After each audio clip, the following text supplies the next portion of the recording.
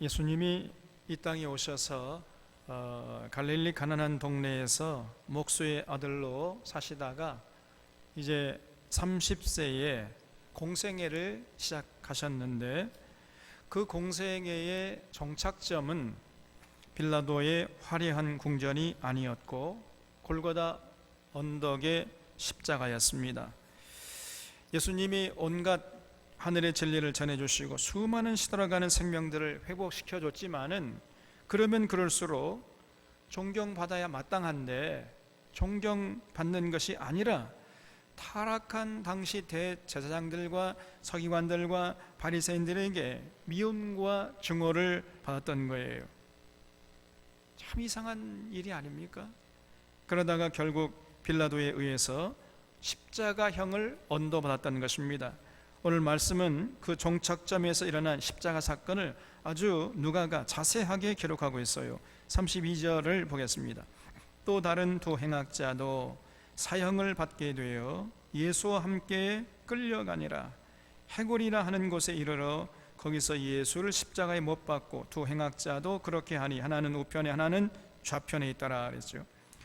여기 이 해골이라는 곳은 헬란 말로 크라니온이라고 하는데, 그것 원래 히브리의 이름은 골고다였습니다. 골고다.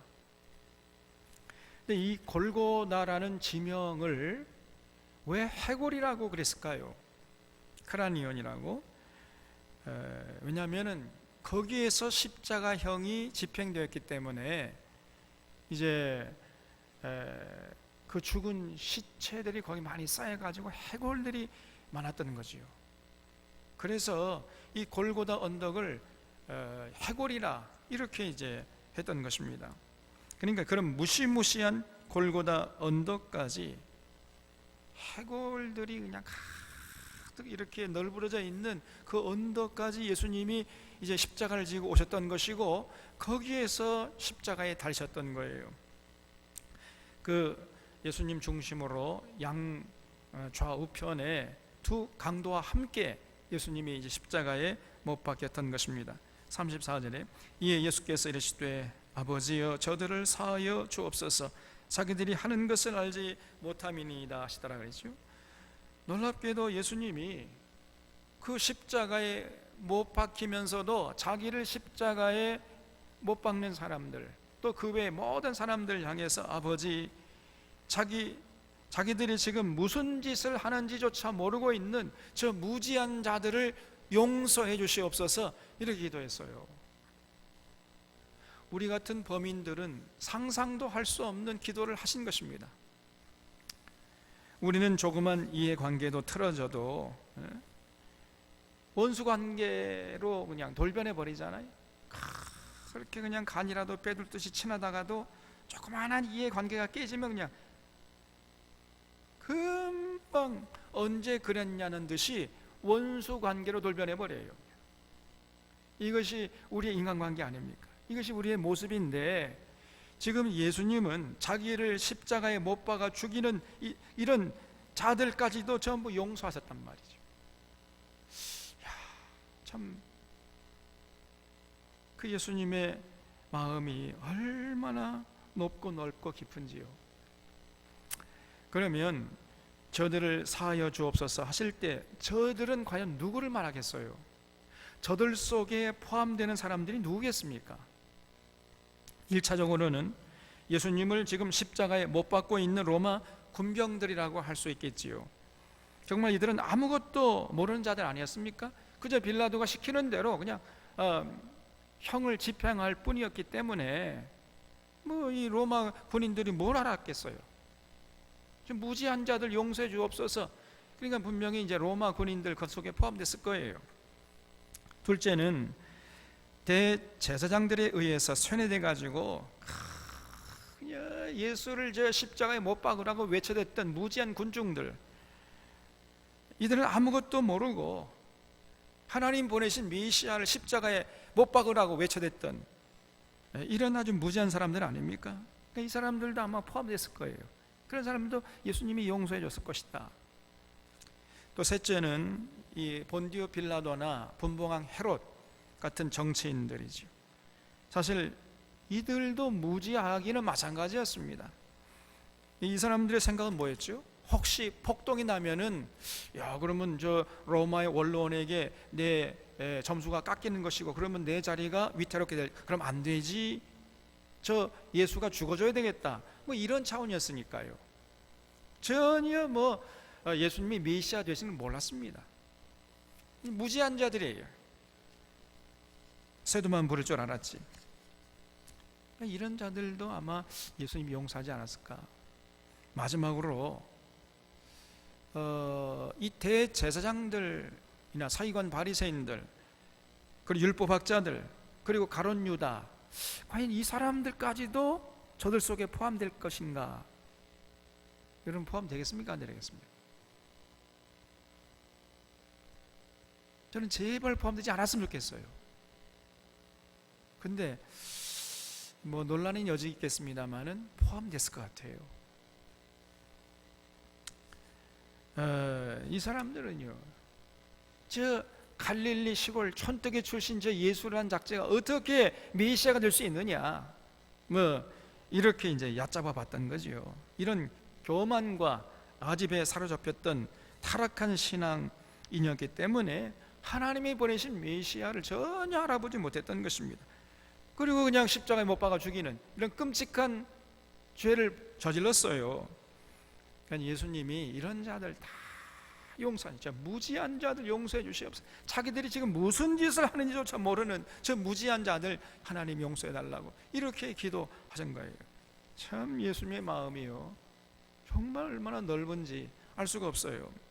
이렇게 예수님이 십자가에서 저들을 용서해 달라고 기도하고 있을 때, 그 밑에서, 십자가 밑에서는 어떤 일들이 벌어지고 있었습니까? 이 로마 군병들이 무엇을 했느냐? 34절 하반절에 보면요, 그들이 그의 옷을 나누어 제비 뽑았다는 거예요. 정말 기가 막히죠. 로마 군병들은 예수님을 십자가에 못 박고는요, 기념으로 그 예수님의 옷을 서로 그냥 나눠 갖겠다고 제비를 뽑고 있었던 것입니다. 참 얼마나 이 참 무지한 자들인지 알 수가 없지요. 그런데 놀랍게도 이런 모습은 이미 시편 22편에 예언되어 있어요. 시편 22편 16절을 보면, 개들이 나를 에워쌌으며 악한 무리가 나를 둘러 내 수족을 찔렀나이다. 그들이 내 겉옷을 나누며 속옷을 제비 뽑나이다 그랬습니다. 지금 예수님의 그 십자가 밑에서 이 로마 군병들이 하는 모습을 이미 시편 22편에서 예언을 해놓았어요. 근데 이 시편 22편은 다윗이 지은 시였습니다. 다윗. 근데 사실 이 다윗은 예수님보다 한 1000년 전에 먼저 살았던 사람이거든요. 그러니까 예수님이 탄생하기 약 1000년 전에 다윗이 이런 시를 써놓은 것인데, 메시아가 당할 고난을 이렇게 이제 이 다윗이 어떻게 알고 썼는지 말이죠. 참 신비한 일이지요. 그걸 이미 다 다윗이 알고 그걸 기록해 놨어요. 35절 보면, 백성은 서서 구경하는데 관리들은 비웃어 이르되 저가 남을 구원했으니 만일 하나님이 택하신 자 그리스도이면 자신도 구원할지어다 하고, 군인들도 희롱하면서 나와 신포도주를 주며 이르되 네가 만일 유대인의 왕이면 네가 너를 구원하라 하더라. 그의 위에 이는 유대인의 왕이라 쓴 패가 있더라 그랬지요. 참으로 이 무지한 백성들이고 무지한 로마 군인들이에요. 이들은 그 예수님이 달리신 그 십자가 맨 끝에다가 유대인의 왕이라는 팻말을 딱 써놓고는요, 그 밑에서 낄낄거리면서 예수님을 조롱한 거예요. 저까짓 게 메시아래, 저까짓 게 왕이래. 예? 네가 왕이면은 너부터 구원해라 이 사기꾼 놈아, 이러면서 예수님을 조롱했던 거예요. 무지에도 분수가 있어야지. 자기들을 용서해 달라고 기도하시는 그 예수님을 향해서 어떻게 이런 짓을 할 수 있습니까, 여러분? 그런데 그런 자들을 예수님이 용서하시는, 저 같으면 못하겠어요. 39절에 달리 행악자 중 하나는 비방하여 이르되 내가 그리스도가 아니냐, 너와 우리를 구원하라 하되 하나는 그 사람을 꾸짖어 이르되 네가 동일한 정죄를 받고서도 하나님을 두려워하지 아니하느냐. 우리는 우리가 행한 일에 상당한 보응을 받는 것이니 이에 당연하거니와 이 사람이 행한 것은 옳지 않은 것이 없느니라 그랬지요. 예수님 양옆에서 함께 십자가에 달린 강도들도 이제 반응을 보였는데 아주 극과 극이었어요. 한쪽 사람은 네가 메시아라며, 그 메시아라면 너와 우리를 좀 구원해라 이러면서 예수님을 조롱해요. 지금 예수님 조롱할 처지입니까? 같이 십자가에 못 박히는 처지인데 얼마나 어리석고 한심한 사람이에요, 이 사람이. 지금 이럴 때가 아니잖아요. 그런데 다른 쪽 강도는요, 비록 강도질은 했지만은 이 사람은 오히려 그 한편 강도를 나무라면서 우리는 우리의 행한 일에 대한 대가를 치른 것이지만은 저분이 행하신 것 중에는 옳지 않은 것이 없다 이러면서 예수님을 옹호하고 그 자기 동료를 나무랬어요. 그러면서 예수님에게 이제 부탁을 했는데 42절에 이르되 예수여 당신의 나라에 임하실 때 나를 기억하소서 하니 예수께서 이르시되 내가 진실로 내게 이르노니 오늘 네가 나와 함께 낙원에 있으리라 하시니라 그랬어요. 거기 한번 줄 쳐보십시오. 오늘 네가 나와 함께 낙원에 있으리라. 이야, 얼마나 놀라운 말씀입니까, 여러분. 지금 이 강도는요, 강도짓은 비록 했지만은 보통 강도가 아닌 것 같습니다. 이 사람은요, 보는 눈이 있었어요. 듣는 귀가 있었던 거예요. 그래서 옳은 것은 옳다고 인식할 수 있는 능력이 있었어요. 그래서 예수님께 당신의 나라가 임하실 때 나를 기억하소서 이렇게 기도할 정도의 영안이 열려 있었던 사람이었습니다. 그러면 이 강도가 이 당신의 나라, 그럼 예수님의 나라지요? 이 예수님의 나라, 천국이 임한다는 것을 어떻게 알았을까요? 아니 예수님과 함께 공생에 3년 동안 같이 동고동락했던 예수님의 제자들도 몰랐는데 어떻게 이 강도가 당신의 나라가 임하실 때 나를 기억하옵소서 이렇게 말을 할 수가 있었냐 그 말이에요. 이 강도가 강도 주제에 예수님 나라가 임할 때 나를 기억해 주시옵소서. 어떻게 이렇게 부탁했을까요? 그냥 저절로 깨우쳤을까요? 아니면 그냥 그 즉시에서 성령님이 깨닫게 하셨을까요? 도대체 어떻게 됐을까요? 아닙니다, 여러분. 언젠가 누구에서 어디에선가 예수님에 관한 소식을 다 들은 거예요. 강도짓을 하는 이 바쁜 와중에서도 이 어디서 누군가에게 들었던 것입니다. 여러분, 믿음은 어디서 난다고 그랬죠? 들음에서 나는 거예요. 들음에서. 듣지 않았는데 어떻게 당신의 나라가 임하실 때 나를 기억하소서 이렇게 예수님께 부탁할 수 있었겠어요? 분명히 어딘가 누구에서 들었던 것입니다. 그래서 예수님이 하시는 일은 옳지 않은 것이 없다, 그걸 알고 있었던 것이고, 그래서 예수님에게 당신의 나라가 임하실 때 나를 기억하옵소서 이렇게 부탁할 수 있었던 거예요. 그래서 어딘가 누군가에게 들었던 그 한마디가 이 강도의 영원한 운명을 갈라놓은 것이에요, 여러분. 그래서 굉장히 참 중요한 얘기입니다. 우리도 때를 얻든지 못 얻든지 이 복음을 전하는 것이 중요해요. 복음을 전하되 아주 복음을 전할 때는요, 간단 명료하게 전하는 것이 중요합니다. 사도행전을 보면 바울이 에베소 사람들에게 전도할 때에 아주 간단하게 했어요. 사도 바울은 사람의 손으로 지은 것은 신이 아니다, 그리고 설교 끝이에요. 이렇게 간단하게 전했을 뿐인데 수많은 사람들이 예수 믿게 되고 그 에베소라는 그 거대한 도시가 그냥 완전히 뒤집어져 버렸어요. 놀라운 일이죠. 그래서 여러분, 우리가 전도할 때 장황하게 이렇게 전하는 것보다 간단 명료하게 전하는 것이 오히려 더 효과가 있는 것입니다. 어떤 분은 퇴근길에 지친 몸을 안고 집으로 돌아가는데 어떤 전도하는 사람이 와가지고 말을 걸더래요. 근데 뭐라고 하느냐, 날이 저물면 집으로 돌아가는 것처럼 인생도 저물면 돌아갈 집이 있어야 한다, 이렇게 얘기를 하더라는 거예요. 그래서 그 사람을 향해서 막 눈알 부라리면서 웃기고 자빠졌네, 그리고 집으로 돌아왔다는 거예요. 그런데 놀랍게도 그 말이 딱 마음속에 와서 박히더라는 겁니다.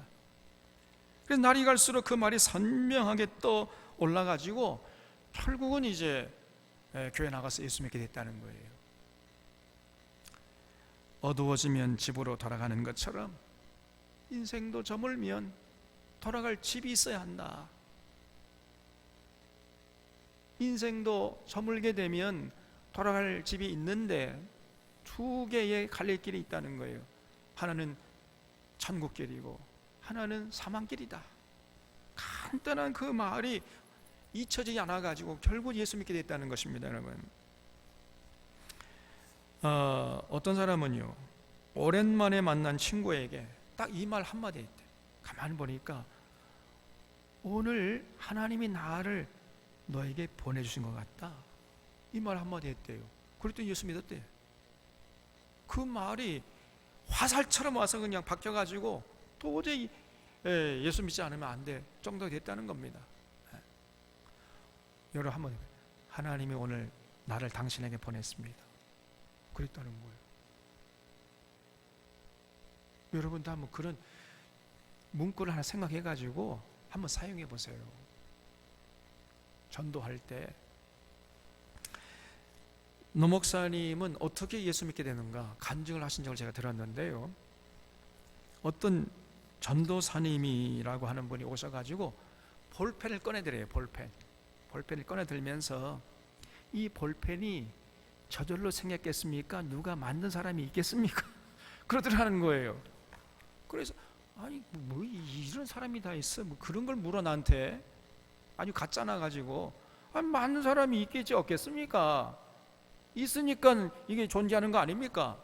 그랬더니 그 전도사님이 하는 얘기가 집마다 지은 이가 있으니 만물을 지으신 이는 하나님이십니다. 그 하나님이 계십니다, 그러시다는 거예요. 그래가지고 교회 나갔대요. 집마다 지은 이가 있는 것처럼 만물을 지으신 분이 계시는데 그분이 하나님이십니다. 그 말 한마디 그냥 저 노 목사님이 깨진 거예요. 그래서 우리가 복음을 전할 때 너무 장황하게 긴 말 하는 것보다도 짤막하게 사람 마음속에 꽂히는 게 있도록 이렇게 전할 필요가 좀 있어요. 여러분 꼭 그렇게 좀 해보세요. 시도를 좀 해보세요, 여러분. 듣든지 아니 듣든지 이렇게 전해놓으면은요, 그 생명의 말씀에 씨가 자라서 언젠가는 결실을 맺게 되는 것입니다. 그래서 때를 얻든지 못 얻든지 집에 앉았을 때든지 누웠을 때든지 길에 행할 때든지 이 말씀을 전하라 그랬어요. 그렇게 하나님 말씀을 간단 명료하게 전해 놓으면 그 말씀이 이제 생명이 있는 거예요. 그래서 막 생명의 역사를 가져오는 것입니다. 움찔움찔 그냥. 우리가 밤에 잠을 자도 그 생명의 말씀을 잠을 자지 않아요. 그냥. 운동력이 있어가지고 그냥 사람들의 마음을 그냥 휘집어 놓고 결국은 예수 믿지 않으면 못 견디게 만드는 것입니다. 그래서 이렇게 예수 믿게 되면 그 다음에 이제 정말 깊은 은혜의 자리로 나아가기 위해서 하루속히 성경 강좌에 이제 참여해야 되겠죠. 그래서 하루속히 성경 66권을 바르고 빠르게 배워서 말씀을 통해 계시하시는 하나님을 깊이 만나는 이런 과정을 반드시 겪어나가는 거예요. 그런 다음에 이제 신앙생활, 예배도 드리고 찬양도 하고 기도도 하고 봉사도 하고 이럴 때에 그 사람이 정말 아주 멋진 신앙인으로 성숙해 나갈 수 있는 것입니다. 어쨌든 이 강도가 이렇게 예수님께 부탁하니까 예수님이 43절에 예수께서 이르시되 내가 진실로 내게 이르노니 오늘 네가 나와 함께 낙원에 있으리라 하시니라 그랬어요. 이 강도가 십자가에서 죽게 되면 곧바로 예수님과 함께 낙원에 있게 될 것이다, 이렇게 예수님 말씀했습니다. 참 놀라운 얘기죠. 이 강도는 그러니까 비록 강도로 십자가에 달려 죽었지만은 참 복된 죽음이에요. 여러분, 어차피 우리 다 죽습니다. 이 세상에서 죽지 않은 사람 한 사람도 없어요. 우리 모두가 다 이 죽음의 길로 지금 걸어가고 있는 거예요. 아무도 그 죽음을 피할 수가 없습니다. 조만간에 우리도 앞서거니 뒤서거니 하면서 이 죽음을 맞이하게 되는 거예요. 조금 빠르고 조금 늦고 차이지 다 죽습니다. 죽는데 예수님 양편에 있던 강도들처럼 영원히 어두운 곳으로 가는 사람이 있는가 하면 낙원으로 가는 사람이 있는 것이에요. 그래서 영원히 어두운 곳으로 가는 사람이 아니라 낙원으로 가는 사람이 정말 복된 사람 아니겠습니까? 여러분, 세상 부귀 영화 명예 권세 이런 것들요 아무것도 아닙니다. 정말 아무것도 아니에요. 아무리 뭐 돈 많은 저 이병철이라 할지라도, 돈병철이라 할지라도요 내끼 먹지 않습니다. 여러분, 저 사람들도 새끼 먹고 우리도 몇 개 먹어요. 새끼 먹어요. 새끼도 맛있게 잘 먹습니다.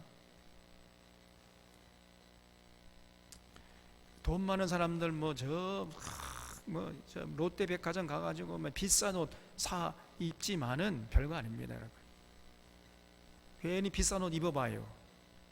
조심스럽게만 합니다. 그리고 보관할 때 돈도 많이 들어. 또 보관비가 별건 아니에요.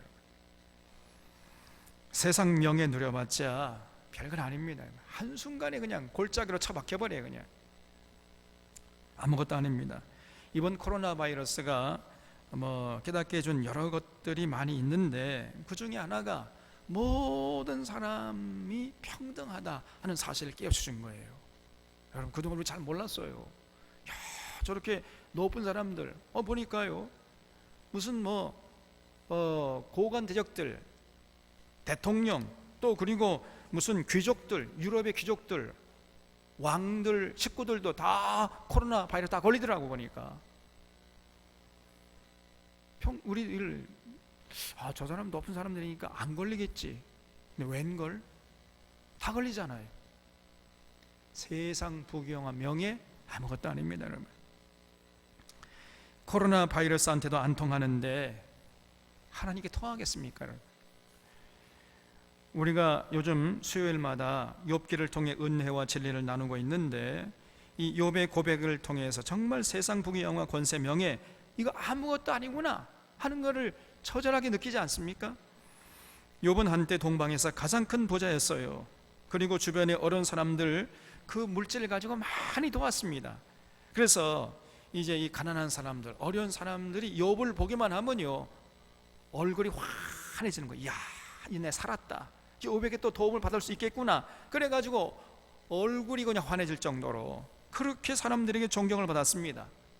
그리고 한때는 성문에서 장로의 자리에 앉아가지고 재판장 노릇을 하고 욥이 말을 하잖아요. 감히 그 욥의 말에 이의를 제기하는 사람이 한 사람도 없을 정도로 그 말에 권위가 있었어요, 욥이.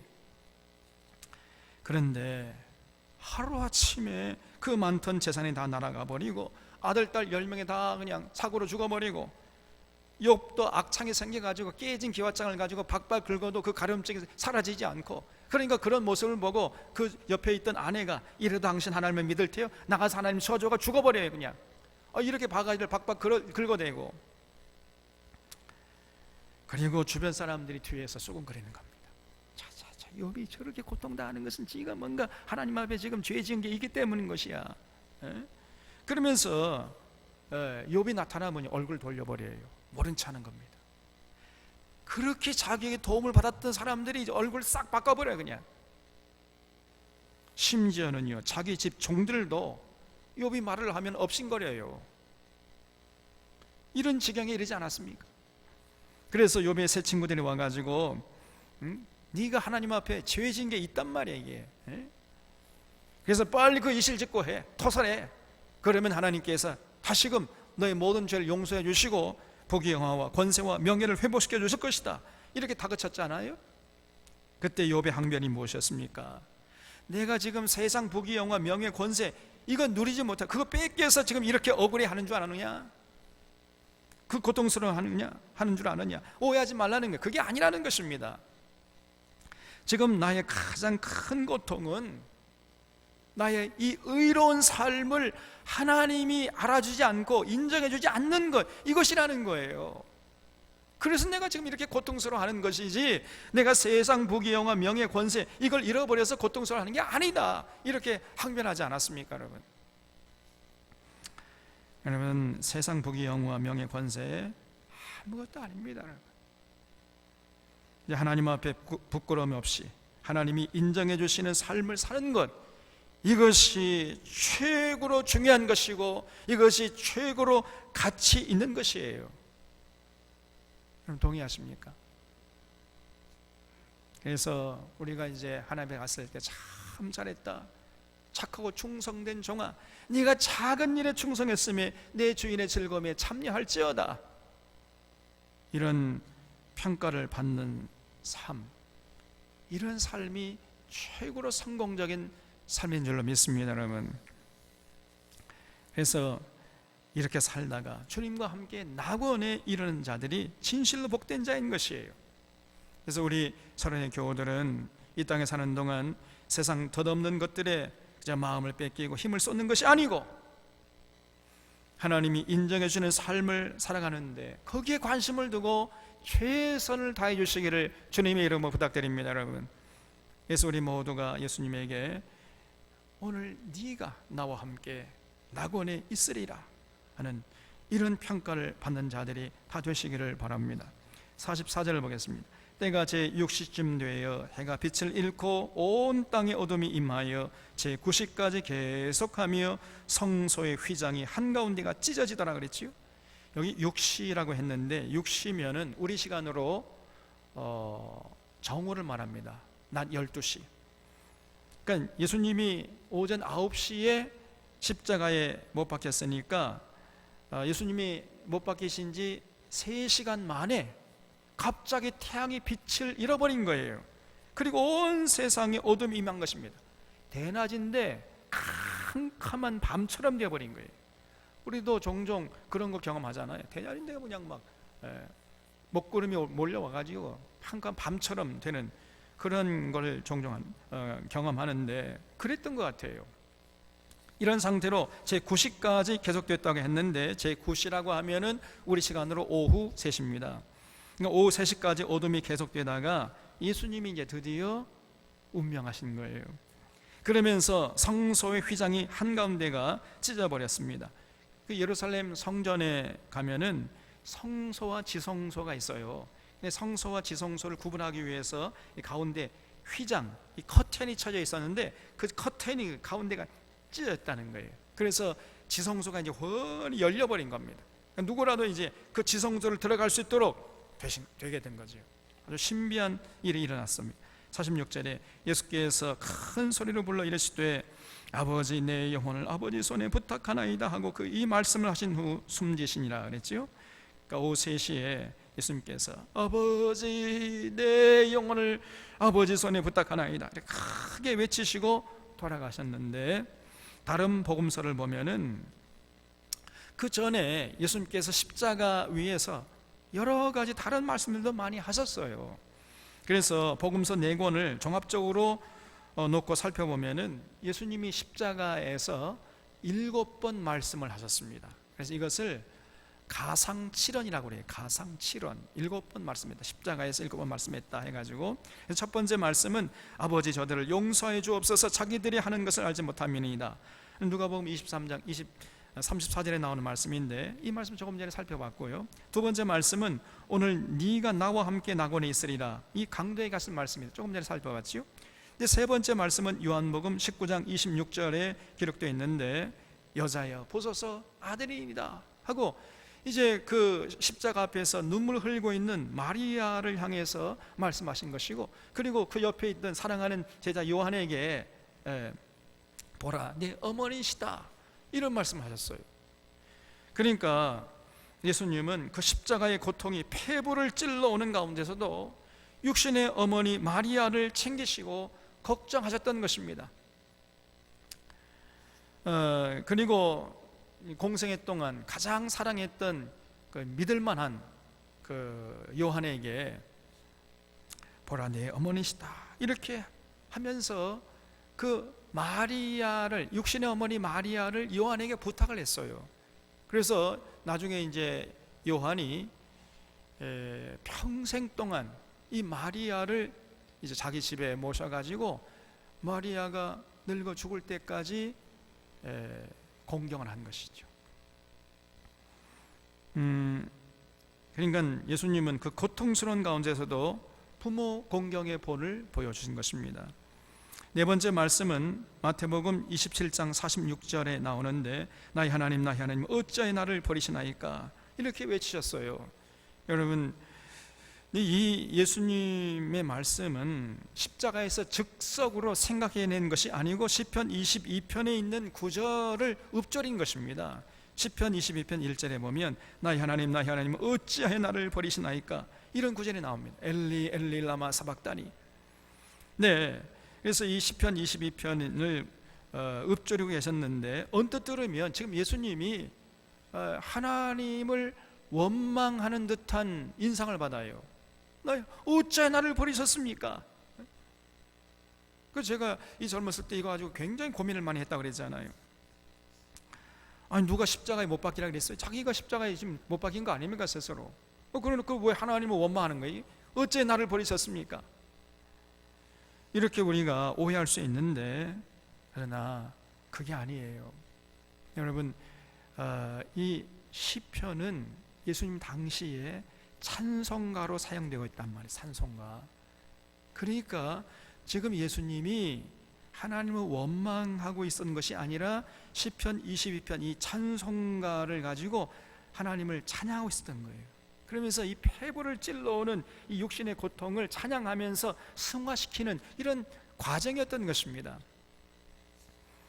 그래서 처절하게 하나님에게 버림받는 이 고통을 예수님이 다 당하셨는데, 그 고통을 오히려 신앙으로 승화시켜 나갔던 거예요.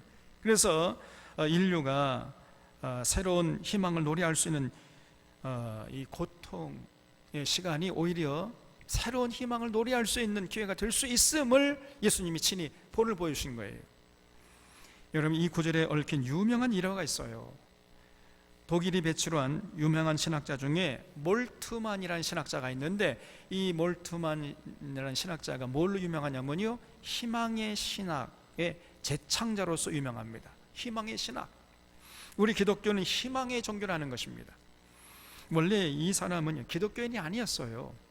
몰트만은 2차 세계대전 당시에 독일군 공군 사병으로 복무한 사람입니다. 그러다가 이제 패배했잖아요, 독일이. 그래서 전쟁 포로가 되어가지고 영국으로 끌려가가지고 포로 수용소를 전전한 사람이에요. 그러면서 그동안 알지 못했던 여러 가지 사실을 알게 됐어요. 돌아가야 할 조국이 전부 폐허로 변해버렸고, 거리에는 수천만 명의 피난민들이 쥐떼들처럼 이리저리 몰려다니고 있다는 사실을 알게 된 겁니다.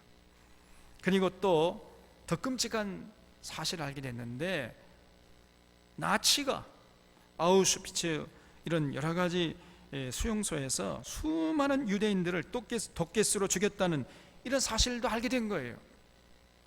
그러면서 자신이 믿고 그토록 따랐던 독일 조국 나치에게 그처럼 처참한 비극을 만들어내는 도구로 자신들이 이용당했다는 사실을 알게 된 겁니다. 그러면서 몰트만은 처절하게 사랑하는 조국에게 버림받았다는 이 절망감을 느낀 거예요. 그러면서 이제 몰트만은 나중에 회고하기를, 성스러운 조국 독일에 대한 이상이 산산조각 나는 것을 나는 느꼈다. 수치스러운 감정을 극복하는데 많은 시간이 걸렸다고 이렇게 고백하고 있습니다.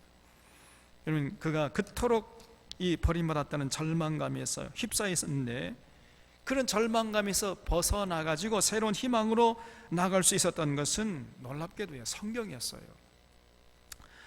어느 군목으로부터 이 몰트만이 성경을 선물 받았는데, 그래가지고 성경을 이제 호기심에서 읽기 시작했다는 거예요. 난생 처음 접한 성경을 읽어 나갔는데 처음에는요 굉장히 이해하기 힘들었다는 것입니다. 그래도 뭐 포기하지 않고 진작에 성경을 읽다가 이제 이 십자가에 매달려서 절규하는 이 예수님의 모습을 이제 읽은 거예요. 엘리 엘리 라마 사박다니, 나의 하나님 나의 하나님 어찌해 나를 버리셨나이까. 이 구절을 읽으면서 자신이 사랑하던 독일 조국에게 철저히 이용당하고 버림받았던 것처럼 예수님께서 자신과 똑같은 고통을 맛보셨다는 것을 깨닫게 된 겁니다. 그러면서 몰트만은 십자가에 못 박힌 예수님을 통해서 다시금 삶의 용기를 얻게 되었고, 그 절망의 끝에서 희망을 보게 되었다, 이렇게 회고하고 있어요. 다시 말해서 예수님께서 참 십자가에서 외친 절규야말로 몰트만에게는 그동안 하나님이 어디 계셨고 어디 계시고 또 앞으로 어디 계실 것인가를 명확하게 보여주는 사건이라고 깨닫다는 것이에요. 하나님은요 어디 계셨고 어디 계시고 앞으로 어디 계실 겁니까? 처절하게 하나님께 버림받고 고통당하는, 그러면서 울부짖는 그런 사람들에게 함께 하신다는 거예요. 그 절망의 끝에 섰을 때 구원의 손길을 열어주시는 분이시고, 그러므로 우리가 그 절망의 끝에 선 그 지점이 오히려 희망을 노래할 수 있는 지점이 된다는 거예요. 이거를 몰트만이 깨달았던 겁니다. 그래서 나의 하나님 내 하나님 어찌해 나를 버리셨나이까, 이렇게 절규하는 예수님의 모습 속에서 역설적으로 하나님을 만나 뵐 수 있는 희망을 노래할 수 있다, 이렇게 깨달았던 거예요. 굉장히 유명한 이 엘리 라마 사박다니, 예수님의 말씀에 얽힌 굉장히 유명한 예화지요. 그런 다음에 예수님은 또 이제 다섯 번째로 요한복음 19장 28절에서 내가 목마르다, 이런 말씀하셨어요. 여기서 우리 예수님이 십자가에서 모든 물과 피를 다 흘리셨다는 것을 알 수 있습니다. 몸은 쭉 늘어지고 물을 다 쏟아버려가지고 그냥 그 갈증이 심해지는데, 타는 목마름으로 주변을 돌아봐도 물 한 모금을 얻을 수 있는 길이 없었던 거예요. 그러나 이런 육체의 고통보다 더 고통스러운 것은 뭐냐, 이런 예수님을 바라보면서 저가 남은 구원하면서 정작 자신은 구원하지 못하네, 이렇게 조롱하고 있는 이 어리석은 무지한 군중들을 바라보는 것이었어요. 그런 모습을 보시면서 예수님이 내가 목마르다, 이렇게 토해내듯 말씀하신 것입니다. 그 다음에 이제 여섯 번째 말씀은 요한복음 19장 30절 말씀에 기록되어 있는데 다 이루었다, 이런 말씀이에요. 예수님이 이 땅에 오실 때 하나님에게 받았던 그 모든 사명을 다 이루었다는 거예요. 이제 예수님은 마귀의 이 죽음의 위협을 죽음으로써 이겨내신 것입니다. 그래서 그동안 마귀에게 위협당하면서 종노를 했던 인류의 죄값을 다 치르시고 우리를 마귀의 손아귀에서 벗어날 수 있도록, 여러분 그렇게 예수님이 다 이루신 거예요. 예수님의 십자가의 죽음은 그동안 인류를 유혹하고 위협하던 마귀의 권세를 산산조각내는 장엄한 순간이었던 것입니다. 그래서 모든 인류를 더 이상 마귀의 종이 아니라 하나님의 자녀로 회복시키는 그러한 순간이었던 거예요. 그리고 이제 마지막 일곱 번째 말씀이 오늘 누가복음 23장에 기록된 아버지 내 영혼을 아버지 손에 부탁하나이다, 이 말씀입니다. 예수님은 이제 마지막 숨을 몰아 쉬면서 아버지 내 영혼을 아버지 손에 부탁하나이다, 이러면서 이제 돌아가셨어요. 여러분, 독생 성자께서 높고 높은 하늘 보좌를 버리시고 낮고 천한 이 땅에 오셔서 하늘의 진리를 다 남김없이 전해주시고, 그리고 육신의 질병을 고쳐주시고 사람이 사람답게 사는 본을 보여주셨습니다. 그리고 자신의 모든 것을 십자가에 쏟아붓고 이제 다 이루시고 아버지께 돌아가신 거예요. 우리는 이 예수님의 모습을 통해서 우리를 향하신 하나님의 사랑이 얼마나 크고 넓고 깊은 것인가를 깨닫게 되는 것입니다. 여러분, 이 십자가의 고통을 한번 생각해 보세요. 제가 군에 가서 이제 기합을 받았어요. 저는 사실 어렸을 때 상당히 참 귀하게 자랐거든요. 지금 생각해보면 마치 그 온실의 꽃같이 자랐어요. 저희 어머니 아버님의 사랑을 듬뿍 받고 그냥 아무런 어려움도 모르고 이렇게 자라다가 군에 사실은 안 갈 수 있었는데 군에 가고 싶어가지고 제가 뭐 콘택트 렌즈 끼고 가서 신체 검사 받았다 그랬잖아요. 그래가지고 군에 갔는데 가가지고 이상이 다 깨져버린 거예요. 가 보니까요, 난생 처음으로 원산 폭격이라는 이런 이제 얼차례를 받았어요. 가자마자. 원산 폭격이 뭔지 잘 모르시죠? 뭐냐면요, 이 엎드려 뻗쳐, 일단은 엎드려 뻗쳐 해야 돼. 그래가지고 이제 머리를 땅에 대고 열중시하는 거예요. 머리를 땅에 박고 이제 이렇게 얼차례하고 엎드려 뻗쳐 하고 있는 겁니다. 이렇게 1시간만 있어 보세요. 여러분, 곡소리가 납니다. 제가 괜히 군에 가가지고 그냥 원상 폭격 이 받으면서 이게 뭐냐 이거지, 젠장이고. 그래서 정말 제가 고통스러워. 그래서 제가 탈영하려고 그랬다니까요. 여러분, 1시간만 이렇게 고통을 당해도 곡소리가 저절로 나오는데 예수님 십자가의 그 고통 어떻게 말로 형용할 수 있겠습니까? 오죽하면 사람들이 가가지고 당시 진통제였던 신포도주를 수건에 적셔가지고 예수님 입에 넣어드렸겠어요. 그렇게 끔찍하고 혐오스러운 형틀이 십자가 형틀이었는데 거기서 모든 고통 다 당하시고 또 사람들에게 모든 조롱 다 당하시고 물과 피를 다 쏟으시고 그러면서 하나님께 돌아가신 것입니다. 그러면 다 이루신 거예요. 여러분, 우리는 예수님의 십자가를 바라볼 때마다 우리를 죽기까지 사랑하신 그 하나님의 사랑을 기억하고 늘 감사해야 돼요. 그리고 그 사랑으로 우리도 이제 살아드려야 돼. 이제 이것이 우리의 이제 남은 과제인 것입니다. 47절 보겠습니다. 백부장이 그 된 일을 보고 하나님께 영광을 돌려 이르되 이 사람은 정령 의인이었도다 하고 그랬지요. 그 형을 집행하던 로마 백부장이 그 예수님의 십자가형 그 전 과정을 지켜보면서 너무나 감동을 받은 거예요. 그래서 이 사람은 정령 의인이었도다, 이렇게 로마 백부장이 고백을 했어요. 그런데 이런 고백은요, 그 후에도 계속됐습니다. 이 초대교인들을 잡아다가 로마 군인들이 다 이제 십자가에 매달고 막 못으로 박고 그냥 막 채찍으로 치고 심지어는 불에 태워 죽이고 막 칼로 그냥 돌이켜 죽이고 막 이렇게 하면서 로마 군인들이 예수 믿는 거예요. 야, 저 예수쟁이들은 진짜 의로운 자들이다. 그러면서 로마 군인들이 자기가 잡아 죽이는 예수 믿는 사람들을 보면서 예수 믿게 돼요. 이런 일들이 일어났던 것입니다. 이렇게 해서 결국 교회가 핍박을 당하면 당할수록 교회가 무너지고 사라지는 것이 아니라 더욱 들불처럼 타올랐던 거예요.